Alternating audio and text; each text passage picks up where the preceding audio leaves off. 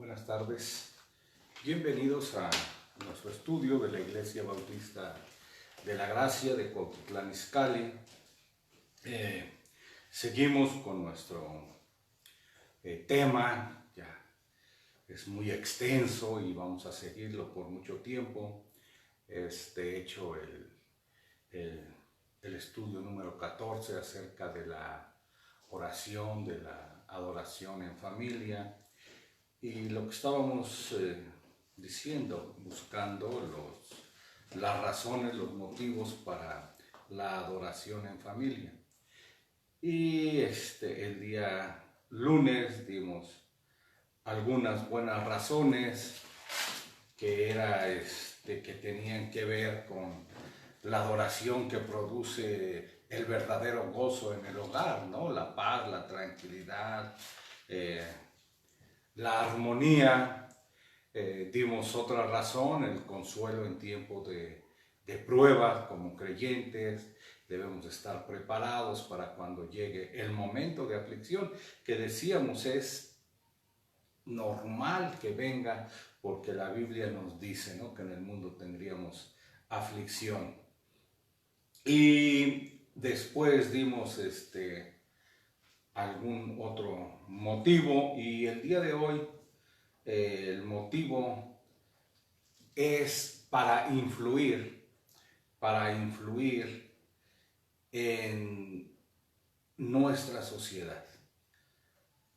Este es un motivo más de la adoración en familia, el poder influir en nuestra sociedad.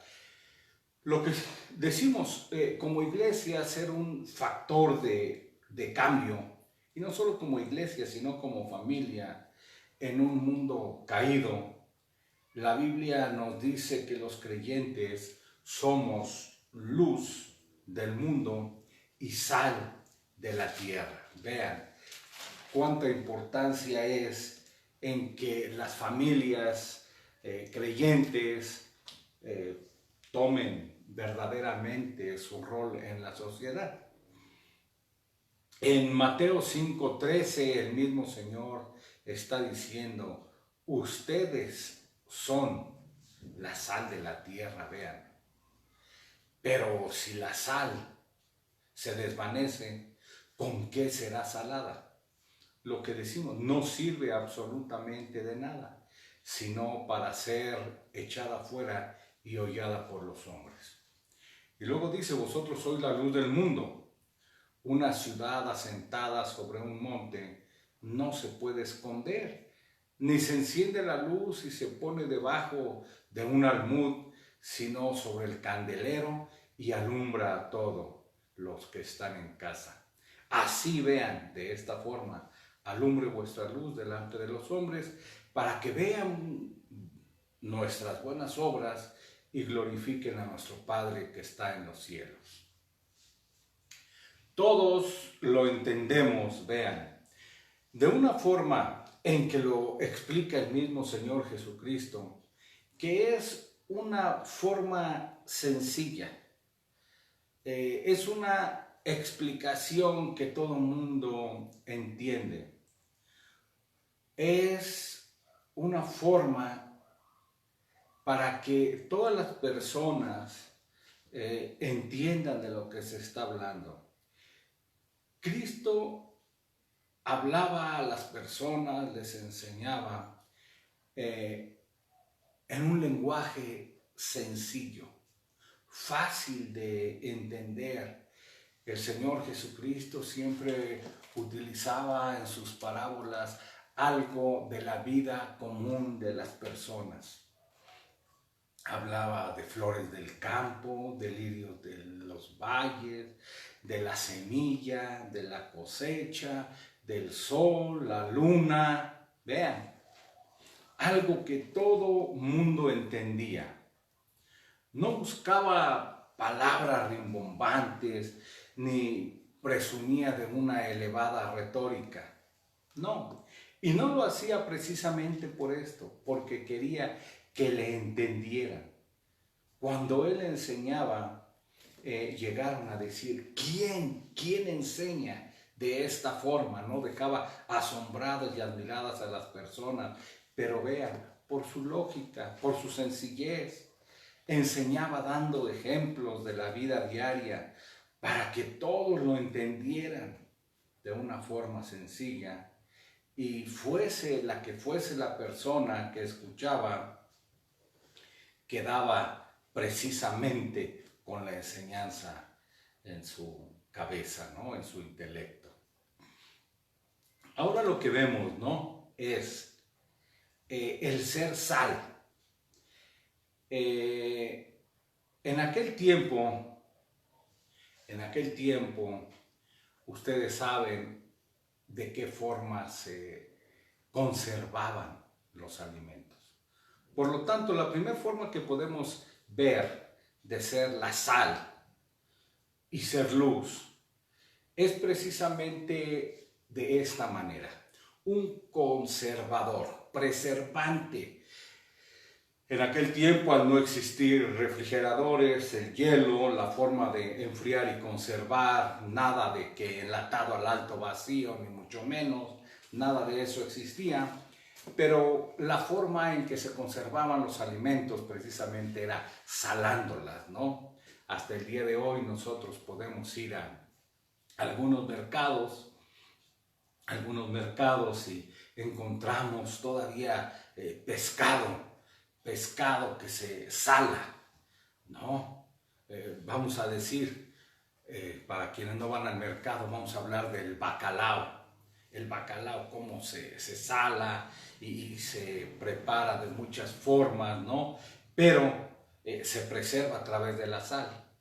En los mercados de pueblo y todo, por ejemplo, podemos hablar de los charales, infinidad de alimentos todavía el día de hoy se preservan a base de sal. Ahora, esta es una de las formas en la que en aquel tiempo todo se entendía. Es como si el día de hoy estuviéramos hablando del refrigerador, ¿no? El creyente debe de ser un refrigerador. No lo estamos diciendo. Es cómo. ¿Para qué? Para que se conserven los alimentos, para que no se echen a perder, para que no se pudra, ¿no? Esa es la forma en que se conoce un alimento que no se conserva, que no se preserva en refrigeración el día de hoy, simplemente se echa a perder, se pudre. Bueno, el Señor está diciendo que los creyentes son la sal de la tierra. Y una de las formas en que los creyentes son sal es precisamente siendo un preservante. ¿De qué? Bueno, del caminar con Dios, de una vida santa, de una vida recta, de una vida moral, de una vida de buenas obras, vean, y todo eso influye en la sociedad. Si tú como creyente, cuando alguien está hablando descomedidamente, cuando alguien está maldiciendo, cuando alguien está vociferando, si tú estás ahí y tu cara le hace sentir a esa persona que estás en desacuerdo, esa persona, por supuesto que se va a sentir, si no intimidada, si al menos se va a dar cuenta que no estás aprobando su conducta. Si en vez de como le hacen todos los demás, reírse o aplaudirle o seguir en ese tenor, tú simplemente demuestras no estar de acuerdo. Y vean, háganlo, cómo se detienen esas personas de hablar vanidades y de hablar tonterías. Ahí de esa forma estás tú evitando el pecado. Cuando en tu trabajo, como creyente que eres, te niegas a participar de un mal negocio o de hacer una pillería en tu trabajo, estás siendo sal. Estás siendo sal, ¿por qué? Porque estás evitando, estás preservando, estás evitando el pecado, estás salando de esa manera. a la sociedad. Entonces, de esta forma, los creyentes son sal. ¿Qué es lo que hacen? Evitan la podredumbre moral, ¿no? Cuando un creyente se niega a participar o ver pornografía, ¿no? Podemos dar otro ejemplo. Cuando una persona se niega, un creyente se niega a ver pornografía, a aceptar pornografía, incluso habla en contra de la pornografía y le dice a esas personas que están mal y que están pecando y todo, está siendo sal. Y con cada acto que haga un creyente, que se niegue a participar en un pecado, en una maldad, en una inmoralidad, y por el contrario, les diga a esas personas que están haciendo mal y que tarde que temprano van a tener que recibir su recompensa. De esa forma, los creyentes están siendo sal. Están salando, ayudando a la sociedad a que sea preservada. Y podemos decir que no tanto como se quisiera, por supuesto, no tanto como se quisiera, pero sí de una u otra manera se está influyendo en la sociedad. Otra forma de hablar de la sal es que no solo es un buen preservante o conservador de los alimentos, de la moralidad, de las buenas cosas, de las buenas costumbres en la sociedad. Y también podemos hablar, ¿no?, de que esa misma sal es un agente antibacteriano que limita el crecimiento de las bacterias en los alimentos. Bueno, ahora lo explican de esta manera, ¿no? En aquel tiempo simplemente era un preservante, logrando su conservación y evitando que se eche a perder. Ahora, lo vuelvo a decir, los creyentes en su forma de vivir, de dar su testimonio de amor al prójimo y de guardar la ley de Dios, negándose a ser partícipe de cosas indebidas, entonces están evitando que el pecado, la podredumbre moral avance, ¿no? Entonces están de esta forma siendo sal en el mundo. Ahora, hay otra forma, y hablamos entonces de la forma también que conocemos la sal y que todo mundo va a estar de acuerdo, ¿no? Como la sal como condimento en los alimentos. Todo mundo habla en ocasiones y conoce o ha oído, ha escuchado el término comida de hospital, ¿no?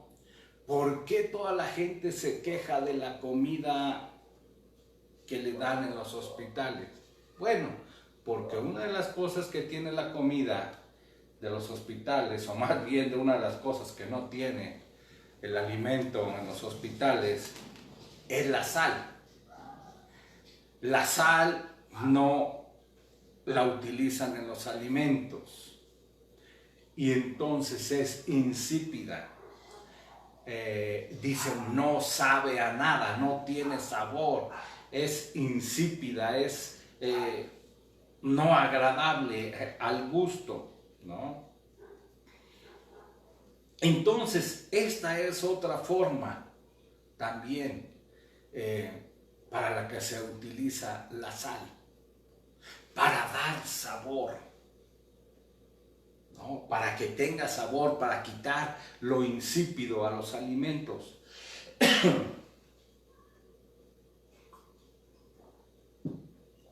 Un platillo, escuchen, un platillo por más exquisito que parezca, que se vea, si carece de sal,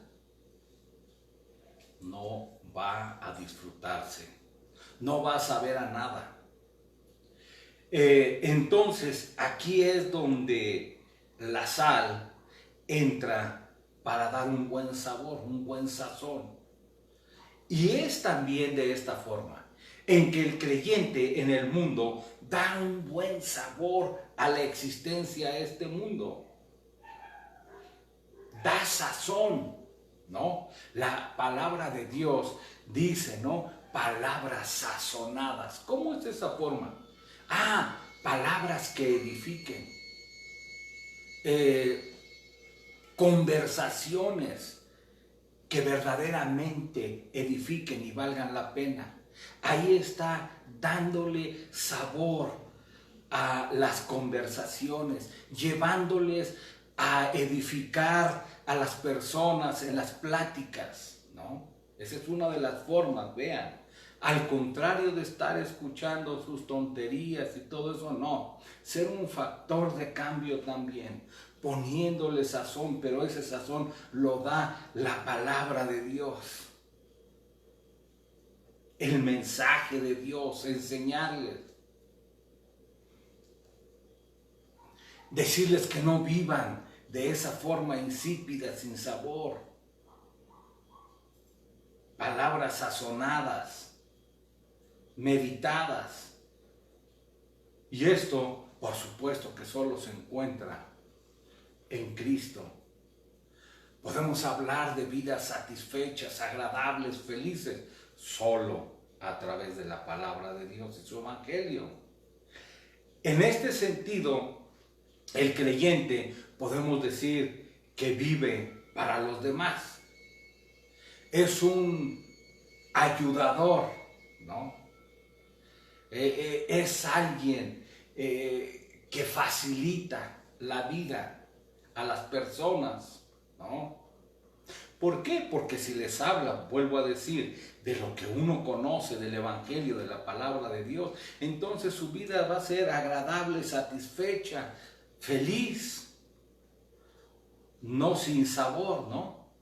Como es la comparación con el mundo, no insípida, no, es todo lo contrario. Entonces, de esta forma el creyente es sal. Les ayuda a pensar mejor, a hablar mejor, a actuar mejor, a enseñarles, ¿no? De acuerdo al evangelio, a ser mejores. Y vean, no se puede vivir una vida cristiana solo pensando en nosotros mismos, sino que tenemos que salir de nosotros. El cristiano tiene vocación de comunidad, de fraternidad, de comunión. Así lo diseñó el mismo Señor Jesucristo. Vean, de esto se trata. Por eso les dijo, vosotros sois la sal de la tierra y la luz del mundo.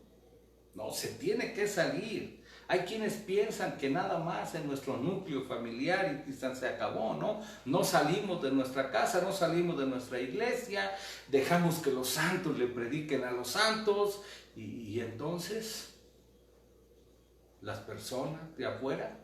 Y yo pregunto, si toda tu familia son santos. No, a veces dentro de tu propia familia encuentras los primeros inconversos. Entonces debes de abrirte más, debes de convivir, debes de salir a buscar. Es lo que vamos a ver con la luz, ¿no? Que la luz no se esconde, sino se pone arriba para que alumbre. Eso es parte de la enseñanza. El mismo Señor Jesucristo salía, vean, salía a buscar, a reunirse con los pecadores, ¿no? De hecho, era una de las más grandes acusaciones que se le pudieron hacer. Con los pecadores anda. Sí, él iba a los pecadores y no se avergonzaba. Entre sus mejores amigos estaban la mujer pecadora, ¿no? Que después la mujer salva. Pero ¿cómo? Si no iba a ella. Podemos hablar de la samaritana. Podemos hablar de Zaqueo, vean, eran pecadores, sí, como tú y yo fuimos pecadores y el Señor fue a buscarnos por su gracia. Pero ahora se nos olvida y muchas veces nos encerramos en nosotros mismos, ¿no? Ya no queremos juntarnos con los pecadores. No, el ejemplo es el Señor Jesucristo. Él tenía amigos fariseos, pecadores, vean. Muchos, no pocos. A su banda apostólica también le dijeron lo mismo, ¿no? Vean cómo se comportan sus discípulos, ¿no? Vean, comedores, ¿no? Tragones y bebedores es lo que decían de ellos. ¿Por qué? Porque iban a donde los invitaban, pero con un propósito. Vean, que su sal salara y su luz alumbrara. De hecho, la escritura es clara. El apóstol Pablo lo entendió perfectamente cuando dijo, palabra fiel y digna de ser recibido por todos, que Cristo vino al mundo a salvar ¿a quién? A los pecadores. Y Pablo decía, de los cuales yo soy el primero. Vean, el mismo apóstol Pablo reconociendo la gracia de Dios en su vida. Cristo murió y su propósito fue precisamente salvar lo que se había perdido. Vino a los que estaban enfermos, no a los sanos, ¿no? Para todos aquellos que se esconden o que tratan de buscar su justicia propia, no, para ellos no vino el Señor. El Señor vino por pecadores, para llamarles al arrepentimiento. Es la gloria del Evangelio. Y todas esas personas que piensan, ¿no? O creen que no se debe ir a los pecadores, entonces están quitándole la gloria al Evangelio. Porque la gloria del Evangelio es que cambia, que transforma, que perdona a los pecadores. Por ellos murió Cristo. Únicamente por ellos, no por los sanos. No, ellos no necesitan nada. Y luego dice la Escritura que somos luz, es parte de lo mismo, ¿no? Que somos luz. Y podemos preguntarnos qué significa ser luz. Eso lo entendemos mucho mejor, ¿no? En nuestro tiempo, la luz alumbra, ¿no? Ahora podemos hablar incluso de pequeños focos, o los focos de luz LED, ¿no? Focos LED, o de alumbrar, o incluso podríamos hablar de reflectores, ¿no? Ustedes los ven ahí en los campos, en los estadios, unos reflectores que alumbran tremendamente, brillan, ¿no? Bueno, lo entendemos, ¿no? Y a la luz de la Escritura dice que los creyentes son la luz del mundo, ¿no? Y la luz se hizo precisamente para alumbrar. Y algunos llegan a pensar, ¿no? Brillar por nuestra inteligencia, por nuestros conocimientos, por nuestra cultura, brillar a través de nuestra riqueza, popularidad. No, por supuesto que no, nada de eso tiene que ver, no.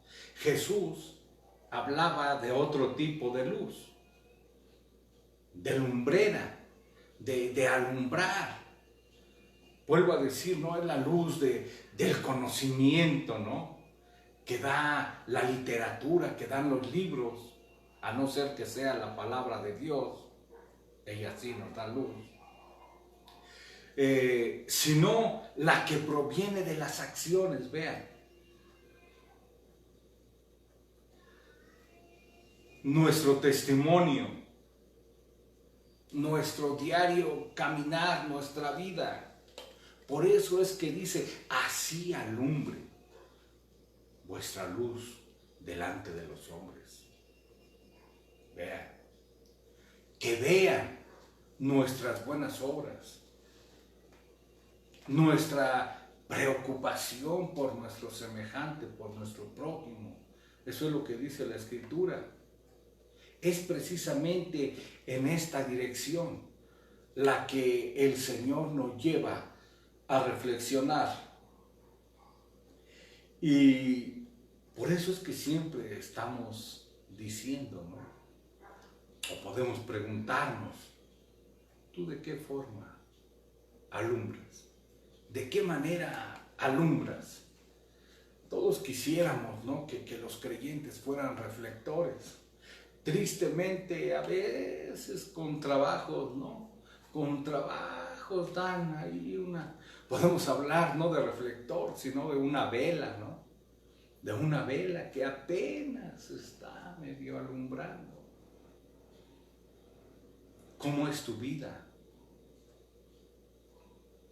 Un foco de 300 watts, ahora podemos hablar, de 100, de 60, ¿no? Vean, bueno, con que alumbres, con que sean luz, ya es bueno, ¿no? Con que no estés fundido, podríamos decirlo de otra forma, de otra manera. El punto es que sigue diciendo, así alumbre vuestra luz delante de los hombres.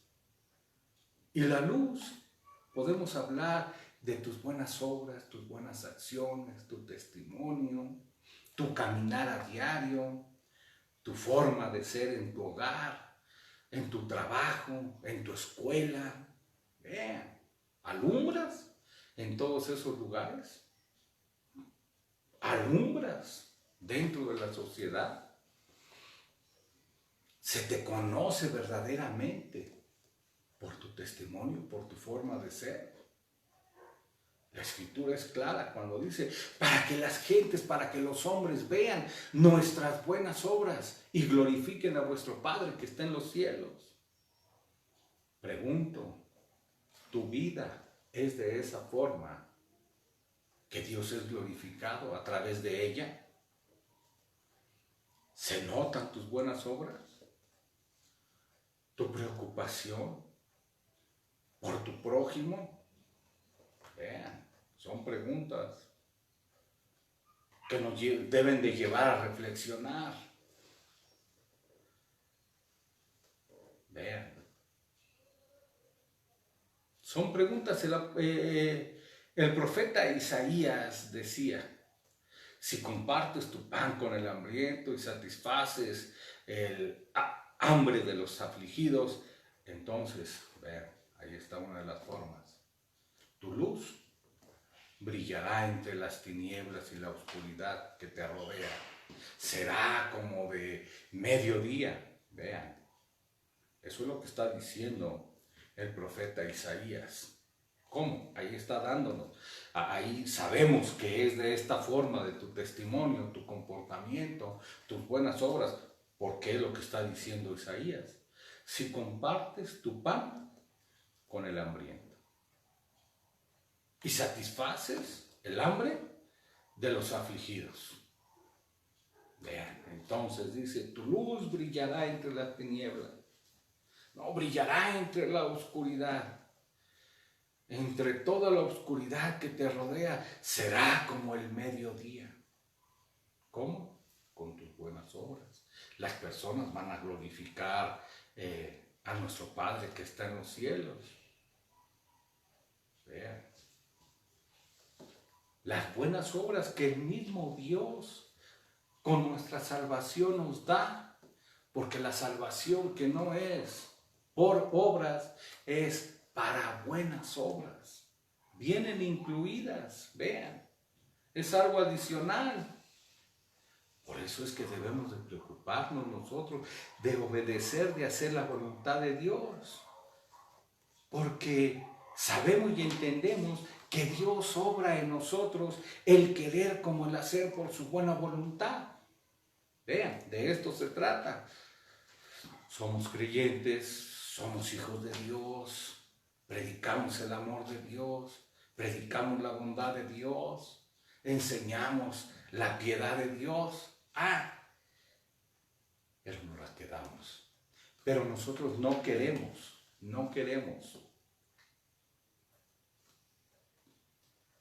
repetir ese patrón.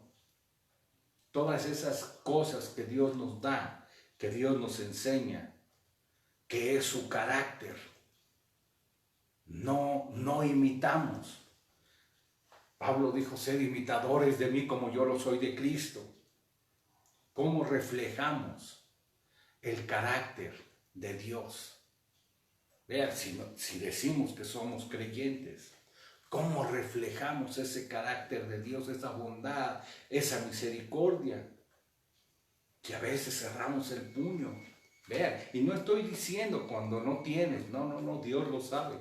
Estoy hablando de esas personas que Dios les ha dado mucho y que son tacañas, que son soberbias, que no ven la oportunidad de hacer bien, que no son misericordiosas, que no son piadosas, que no son bondadosas. Al contrario, que son orgullosas y que creen que Dios les da únicamente para ellos. No quieren ser canal de bendición para nadie. Entonces, ¿cómo? Pregunto, ¿cómo puede alumbrar su luz? ¿Cómo puede tener cumplimiento lo que dijo Isaías si no compartes el pan con el hambriento? Si no das vestido al que lo necesita, ¿no? Lo básico de las buenas obras. Vean. ¿Y cómo esperas que Dios sea glorificado? ¿Por medio de tus malas obras? Vean. Hacer que el nombre de Dios sea glorificado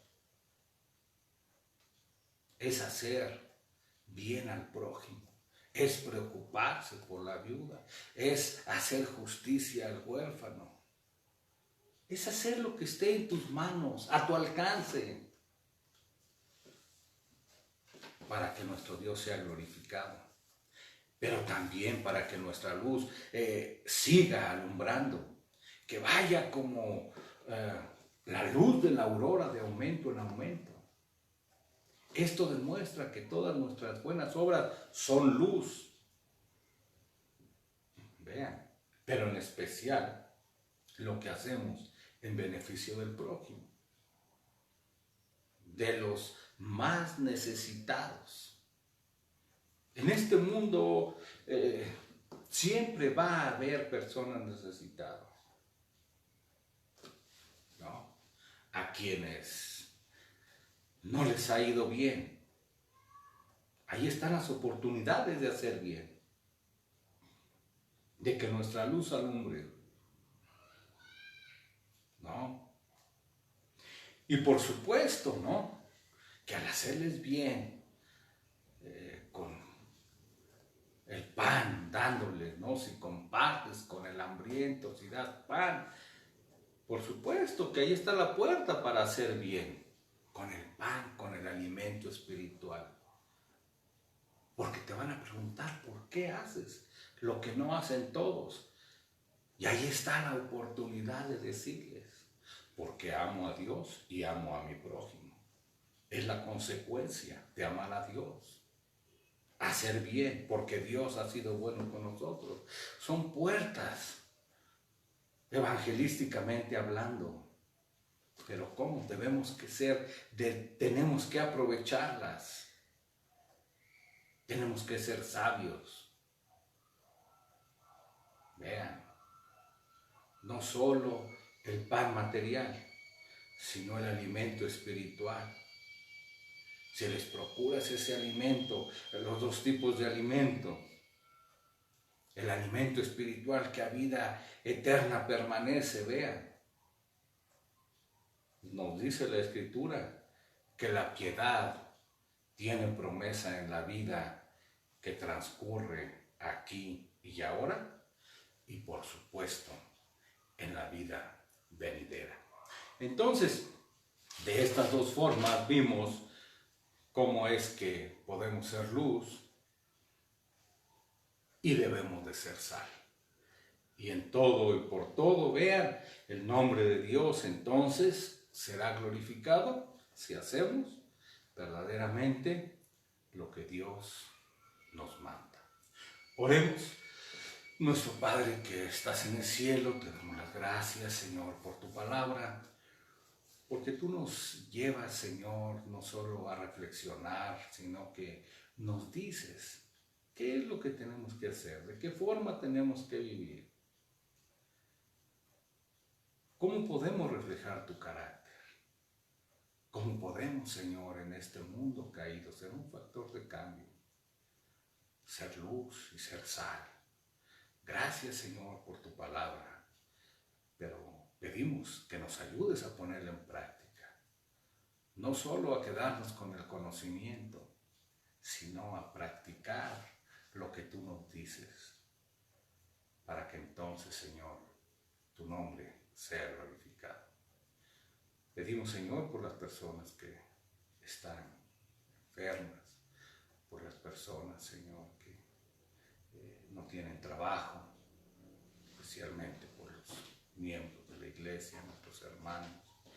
Y ponemos, Señor, en tus manos nuevamente a nuestros hermanos médicos, enfermeras, todas las personas, Señor, que están expuestas al peligro, los ponemos en tus manos, pedimos por ellos y te damos las gracias por sus vidas, Señor, porque sabemos que tú les has preservado. Te agradecemos todo, Padre, en el nombre de Jesucristo, tu Hijo. Amén. Les invitamos nuevamente que los estudios son días lunes y días jueves 7:30 y los domingos estamos ya en nuestro lugar de reunión.